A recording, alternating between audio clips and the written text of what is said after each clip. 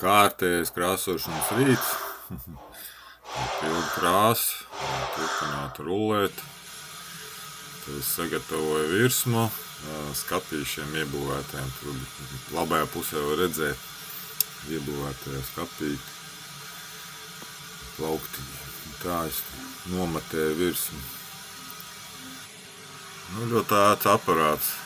Nosūc uzreiz viss putekļus un tīrs visur apkārt. Labāk nospiest pa priekš šito, jo ja tu... Šiten ir clean un raw. Mēs varam uzlikt uz clean. Te var redzēt rullītes.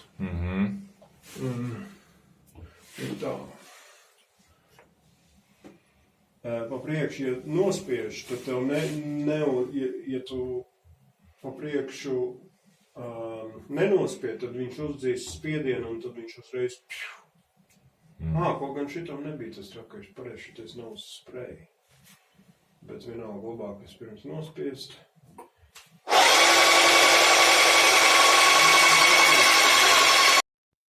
Ļoti skaišs aparāts īstenībā, bet viņš stāv citā tāpā, nav tik traki, bet tā viņš ir noderīgs.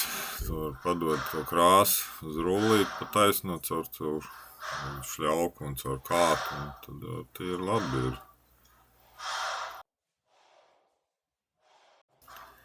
Redz, kā mēs te tās šļaukas iet, un ne tikai padod uz to aparātu.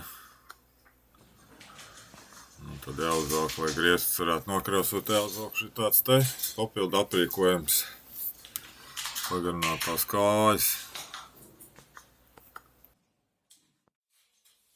Man pasaka, ka no apakšas kādreiz ir vajag garām un reiz kaut ko. Jā.